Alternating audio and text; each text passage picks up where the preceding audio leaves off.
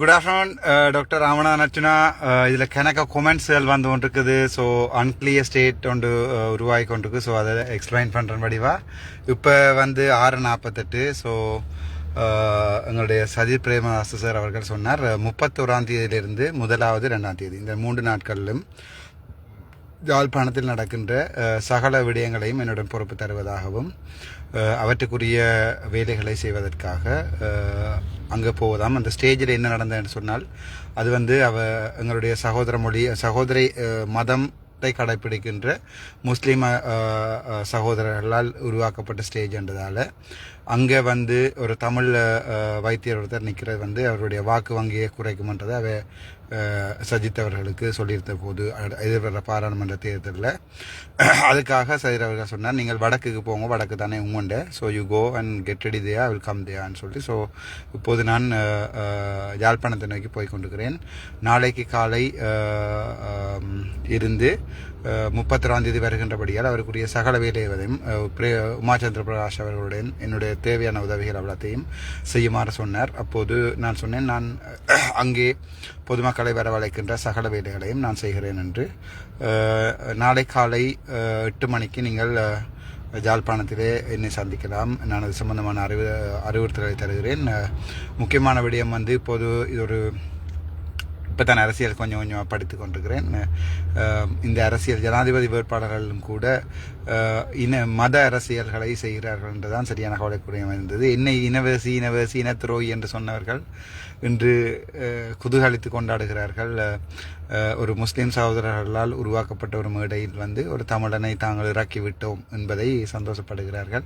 எனக்கும் அது சந்தோஷம். பட் நாங்கள் யாழ்ப்பாணத்தில் செய்கின்ற மேடைகளிலே சகல முஸ்லீம் இனத்தவர்களும் வந்து எங்களோட சேர்ந்து பங்கெடுத்து சஜித் அவர்களுடைய வாக்குவங்களை கூட்டலாம். இது இனமொழி சம்பந்தமானது அல்ல. இது வந்து ஒரு ஜனாதிபதி தமிழர்களாக நாங்கள் அவருக்கு வாக்கொன்றினை அளிப்போம். வாக்கொன்றினை அளிக்கிறது வந்து எங்களுடைய நல்ல ஒரு ஜனாதிபதியை தேர்வு செய்கிறது எங்களுடைய கடமை.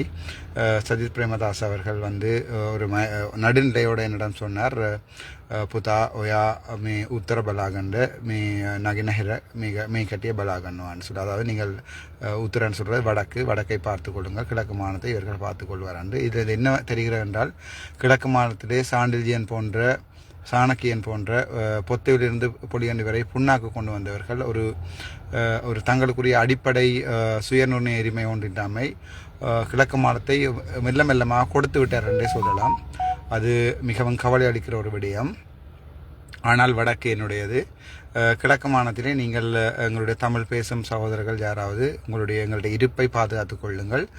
கனவே என்ன கொமெண்ட் பண்ணி இருந்தவன், அண்ணா நீங்கள் வடக்கை பற்றி கதைக்கிறீங்கள், அப்போ கிழக்கு எங்களுடைய இல்லையா என்று.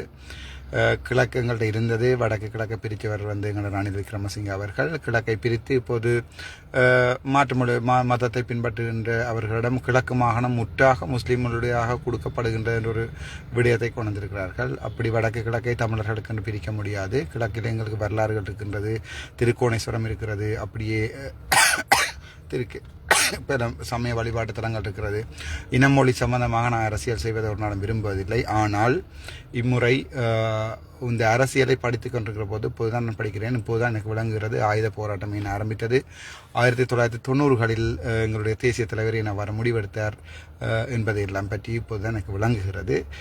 கொஞ்சம் கொஞ்சமாக அரசியலை படித்துக் கொண்டிருக்கிறேன். வரலாறுகள் தெரியும். நான் அதை மறந்து ஒரு அரசியலை தமிழ் முஸ்லீம் மக்கள் ஒன்றாக இணைந்து செய்வோம் என்று எண்ணும் போது சாஃபியை பற்றி நான் கதைத்த போது சொல்லி குவித்தார்கள். இப்போது நீங்களே உங்களை துள்ளி குவித்துக் கொள்ளுங்கள்.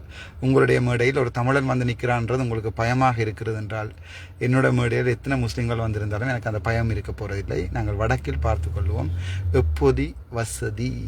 அஸ்ஸலாமு அலைக்கும் வரஹ்மத்துல்லாஹி வபரகாத்துஹு.